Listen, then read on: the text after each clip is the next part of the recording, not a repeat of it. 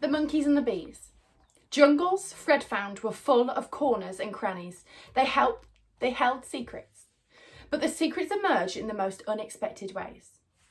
They would never, he thought, have found the scrap of paper that changed everything if it hadn't been for the joint effort of the monkeys and the ants and the bees. Max saw them first, later that afternoon. He'd been lying on his back, staring at the sky, while Lila and Con and Fred sat by the fire and tried to make a plan. The problem was, despite being told very firmly to stay put, Max kept trying to explore. And he was a small 5-year-old in a very large jungle. How sure are you that the raft will hold? Lila asked. Fred considered. The raft was wide and strong, and the vines were wrapped so thickly to secure it that the raft was more green than brown. It looked like a rectangle of floating cricket pitch. But he thought the pilot had presumably been just as certain about the plane. Medium sure, he saw Con's face. High medium. And walking would take weeks, he said. We know Manus is on the Amazon, so if we sail down the river, we should reach it. Max approached and sat on Lila's feet, tugging at her sock. Lila! He dug a chunk of snot from his nose and wiped it on the grass. Except we don't know if Manus is upriver or downriver from here, said Con. So we have a 50% chance of death. Lila, said Max, listen to me. But there's a 50% chance of life, said Fred. Con smirked, and he resisted the urge to flick Max's snot at her. Can you hear yourself, she said. Do you know how insane that sounds? Lila, Max tugged harder at her sock. Did you see how the monkeys fought the bees? What do you mean? Asked Lila. Backer had taken up a position draped across one of her shoulders. Back legs hooked under her armpit. He looked, Fred thought, like the epaulettes on his father's old army uniform. The monkeys won, said Max. I followed them. Max, what are you talking about? Lila picked him up and held his face close to hers, blazingly angry. I thought you were in the den. You know you're not allowed to move, I told you. If I can't trust you, I'm going to tie you to me. Max pouted. I didn't go far. I stayed away because I don't like bees. Maxie, don't lie. There are no bees, said Lila. I've seen every flying thing, ants and beetles and mosquitoes, but not bees. It was over there, said Max. He pointed to the other side of the clearing, among tall rubber trees, in the high bits. Lila raised her eyebrows over Max's head. Was it a dream, Max, or was it in real life? Real life, said Max. I don't believe you. Real life! Max looked furious. Real life! The monkeys washed their hands in the ants, and then they fought the bees. I have no idea what you're trying to describe, said Con, but it sounds terrifying. Max got up, roared, and stamped, accidentally stepping on Con's knuckles. Con gave a yell and slapped at his ankles. That hurt. Don't hit him, said Lila. You're not paying any attention, any of you, said Max. Listen. Fred looked at Max. The boy's eyes were unhappy and a little wild. We are listening, Max, he said. No, come. Max took hold of Con's hand and pulled her up and towards the trees, his small feet thumping determinedly into the earth. Con looked surprised, but let herself be led, jogging beside him. She didn't comment on the state of Max's hand, which was sticky with unknown substances. Fred and Lila ran after them. There, said Max. There, they were there. He pointed up at an ant's nest, a great bulbous structure built on the tree's trunks, bulging out like a potbelly. There were no monkeys in sight. They were here really soon ago, said Max. They'll come back. Sceptically, Fred sat down. Max sat on Lila's legs. Backer clung to Lila's shirt. Sitting still and empty-handed was not, Fred found, an easy thing to do. The things he was trying so hard not to think about, his mother's face, his father's face, his mother's voice came crowding in, and darker things, the picture of all four of them starving, unfound in the green clearing, crept towards him. He tried to whistle, but his head swam, and he succeeded only in making a peculiar piping noise. Fred, whispered Lila, you'll scare the monkeys. And then, suddenly, the monkeys came. There were 3 of them, dark brown and strong-limbed and sweet-faced. Fred watched in awe as they chased one another up and down the trees, chittering. They whirligigged around the trees, flicking their tails, and then the largest of monkeys, a mother with a baby hanging from her neck, laid her paws on the ant's nest. The ant swarmed over the monkey's paws and up her arm until her fur was black with them. Then, fast before the ants could bite, the monkey rubbed her paws together. Con touched Fred's sleeves. Is she killing the ants? Fred watched the monkey lower her nose to her paws and sniff deeply. Is it like a perfume or a sort of drug? He said. Suddenly, all 3 monkeys, as if it was a signal, turned and leapt across away from the trees. Let's follow them, said Lila. It isn't easy to keep pace with monkeys if you don't happen to be one yourself, and if you haven't eaten properly for days. They were all 4 weak, and Lila's hands were shaking. Con turned pale as they jogged after the monkeys' disappearing backs. The monkeys leapt into the branches of the great, spreading rubber trees and halted. Bees, said Max, in a self-satisfied voice. I told you. Far above their heads, so far it was blurred with distance, was a beehive. It was enormous, encased in a grey layer of resin, and the buzzing was astonishingly loud. Honey ran down the side of the tree. Lila's eyes widened. She held Becca more closely. They don't attack sloths, do they? As they watched, the mother monkey approached the hive, broke open the protective layer and plunged her paws into the depths. She broke off a piece of honeycomb and bit into it, dripping honey on her baby's head. The bees swarmed furiously, but didn't go close enough to sting.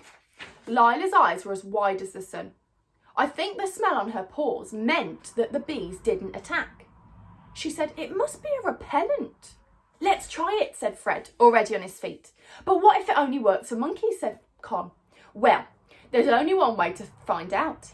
He thought of dinner, which would be pineapples if there were any left, and cocoa grubs if there weren't. Wouldn't you like some honey? Just think for a minute before you... But Fred was already running. He wound his way up to the ant's nest and waited, panting for the others to catch up.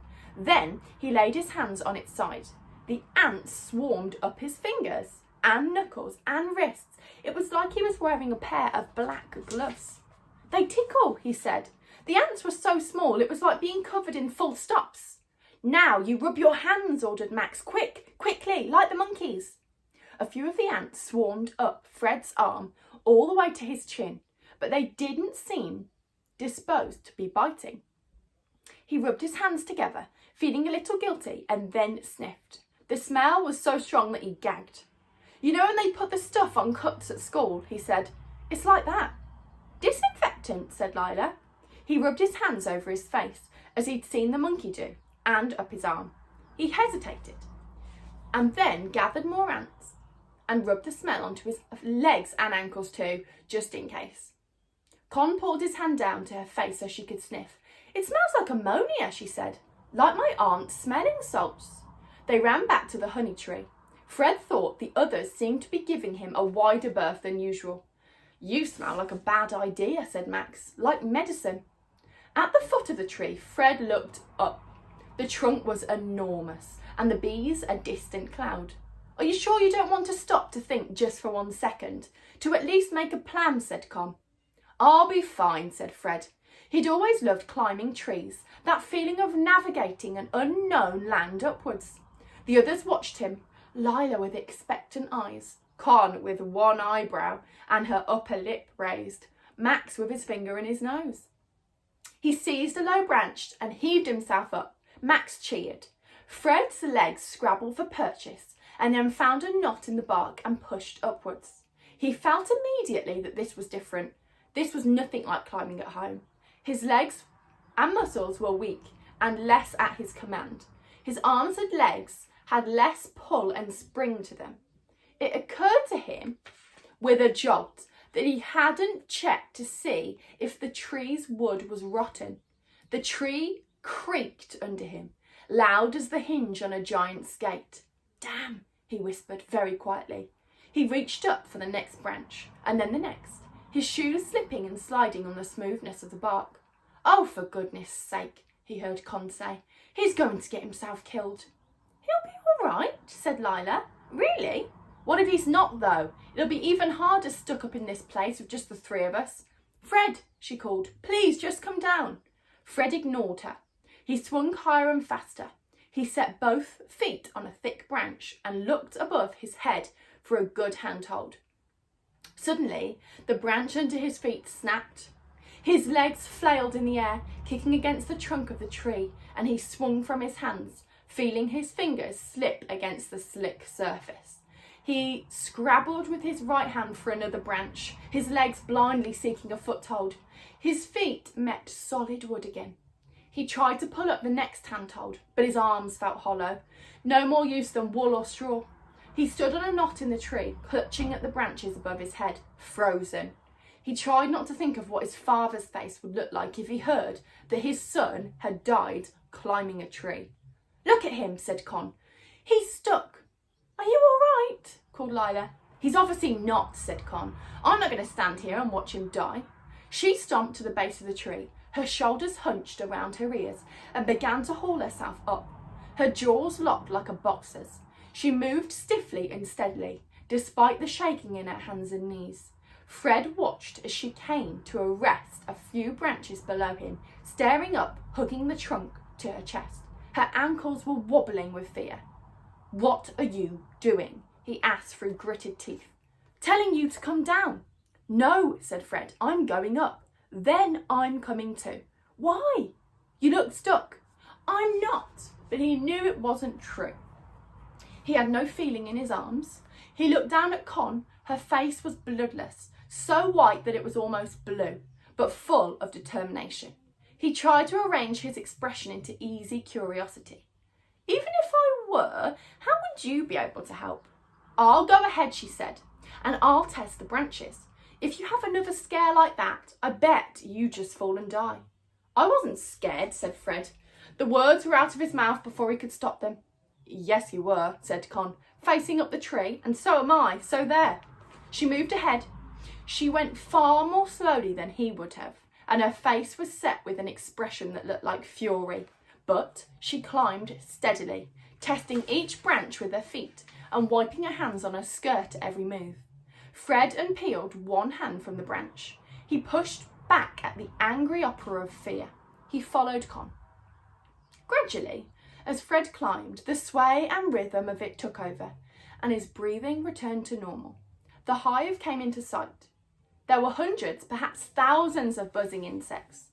"Bees don't have encouraging faces, do they?" said Con. Her voice was much higher than usual. "Do it quickly so we can go down."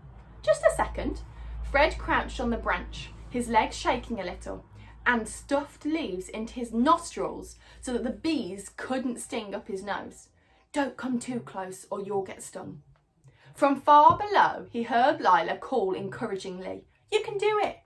Max unencouragingly shouted, "But also, if you both fall, would you be angry if we ate you?" Fred stood, wrapping one arm around a thick branch to the right of him, while the other he reached up and left out over the vast drop. He pushed his hand into the fist-sized hole in the beehive that the monkey had made. The buzzing grew louder and more furious. Fred braced himself. The bees swarmed angrily around him, and a few rebounded off his shorts, but not a single bee touched his skin. Triumphantly, he broke off a fistful of honeycomb, and then another. "It works," said Fred. A bee buzzed into his mouth. He spat it out, jerking his head, and felt the tree sway underneath him. "Where do we put it?" asked Con. "We could drop the chunks of honeycomb down to Lila," Fred said, "but then they might get stuck in the leaves." "If all of this was for nothing," Con began. "No, I've got an idea." He braced himself and looped one arm around a branch with his free hand. He tucked his shirt into his shorts, then dropped the honey inside his shirt front. He licked his fingers. "Ah," he said. He'd forgotten that they were covered in dust from the bark and the remnants of the ants, but even so, the honey was spectacular. It made his skin buzz. "Can I have some?" asked Con. I thought you wanted to get down. She was shaking so hard that her knees were jumping, but she lifted her chin defiantly. If you can, I can. It was just as Fred edged around the great trunk of the tree towards her that he saw it. Something red, the size of an apple, tied tightly with vines to a branch. His breathing stopped. He leant backwards to see better. Fred, said Con, don't. I'm fine. He grabbed a handful of tree branch. Look above your head. The red thing wasn't a plant. It didn't have a tinge of life to it. What is it? She squinted upwards. The leaves are in the way. I think it's leather. Like a handbag? No, something else. He edged round her and upwards. He unwound the thing from the tree as quickly as he could, his hands shaking. The branch he was on was broad and he sat on it, his legs hanging on either side. Con approached and sat facing him, hugging the trunk with one shaking arm. Don't open it now, she said. Wait until we're on the ground, you idiot. Just quickly, said Fred. It was a red leather pouch with a leather drawstring and the remnants of gold embossed writing on the base. It was heavy. His hands were shaking as he opened it and pulled out a lump of metal. A tobacco tin, he said. It was rusty, but less rusty than the sardine can. Let me see, said Con. There were words on the side. She whispered them aloud as if they were a spell. Collier's finest tobacco. London, Piccadilly. There's something else, he said. The tree rocked suddenly in the wind, and the thing slipped through his fingers. He caught it just in time. It was also rusty and rough in his fingers. A penknife, he said. Is that everything? I think so. He brushed away a stray bee and upturned the pouch over his palm. A piece of paper fell out. What's that? Said Con. A letter. It was a sheet of paper from the blank end pages of a book, marked in ink and labelled with neat block capitals. In the corner was a sketch of the points of a compass. It's a map, he said. Goosebumps rose on his arm. Fred knew the power of maps. They gestured to hidden things. They were line drawings of the world's secrets. He studied it. It was sketched in ink, which had faded in the crease of the paper. There were thin lines for tributaries and a thick one for what he assumed must be the Amazon. In the far right-hand corner there was an X. It had been scratched so fiercely the pen had pierced the paper. What do you think it's of? What's the X for? Con's eyes were wide. She seemed to have forgotten they were 30 metres up in the sky. I don't know. Fred looked upwards. The tree they were sitting in was taller than the others surrounding it. Near the top, where it thinned to a spike, it stood high above most of the rest of the canopy. I'm going further up. If I can get above the canopy, I might be able to see it. No, you're not. That would be insane. You're just showing off because you're embarrassed you got scared before. Fred felt his ears grow red. I'm going. Do you want to go back or come with me? Con pulled the corners of her mouth towards her chin. I'm coming too, obviously. They went slowly, testing each branch as they got thinner and thinner. The branches became springy and fork-handled thin. Suddenly, Fred's head broke out from under a leafy branch, and he found himself head and shoulders above the canopy. Below him, the river stretched purple and silver. Fred tried to keep his breathing steady. It was exactly as he dreamt it, from his seat on the floor in the corner of a library. Look, he said. I am looking, said Con. She was just below him. Her eyes were screwed shut. The river wound for miles around bends and swoops, disappearing into the horizon near the foot of a mountain. As he watched, a monkey skittered down from a tree and leapt away, curling its tail around branches as it swung. Open your eyes, Con, said Fred. You have to see this. Con opened her eyes and then opened them wider. As wide as the sky. I didn't know. It's bites your fist beautiful. It looked, Fred thought, like someone had designed it with a purpose in mind. Someone who wanted the world to be as wild and green and alive as possible. Very slowly, he let go of the tree with one hand. Fear rose up his mouth, but he reached into his pocket. He unfolded the paper. It felt like a small green miracle. The map matched exactly what he could see. It might almost have been drawn from precisely this position, or one very close to where we are. He peered down at the map. "That's us," he whispered. "And that bend, that's the place where we moored," said Con. There were ink curves intricately sketched that matched exactly, or almost exactly, the world below them. "Where's the X?" asked Con. Fred shielded his eyes. "That way, but I can't see anything." The horizon was a green smudge. He couldn't see where the river wound. "We should mark here where we are on the map," said Con. You are here." Fred looked down at his hands. The cuts on his knuckles from the crash were just beginning to heal. He bit the scab off one of them, squeezed out a drop of blood, and put a spot of red on the map to mark where they were. "That's disgusting," said Con. "Great idea." Fred grinned. "Let's go," he said. "There's honey for lunch." He swung down from the tree faster than he should have. A lot of skin got left on a knot of bark halfway, and he got poked in the eye by a branch. Con followed more slowly, whispering instructions to herself. Honey was seeping through his shirt as he thumped the last 2 feet to the forest floor, but his heart was spinning. "You're alive," said Max. He threw his arms around Fred's legs and tried to bite his knee in celebration. "We were just thinking we were going to go and eat you." "Try not to sound so disappointed," said Fred, grinning. Con reached the lowest branch of the tree. She hesitated, readying for the jump. Lila held out a hand, but Con ignored it and thumped to the forest floor. "We made a discovery," she said grandly. "Really? What is it? Food?" asked Lila. "Wait and see. Let's get to the clearing first," said Con. Then, as if a valve had been released inside her, she let out a cough that was half laughter and half triumph. "I'd never actually climbed a tree before." "Never?" said Lila. "Then that was quite amazing." "I know," said Con. "I think so too." As soon as they reached the den, Fred pulled off his shirt and scraped off the honey in piles of wide leaves. He crossed to the pool and splashed water on his chest and shirt. Bark and dust had stuck to the honey and made a surprisingly tenacious paste.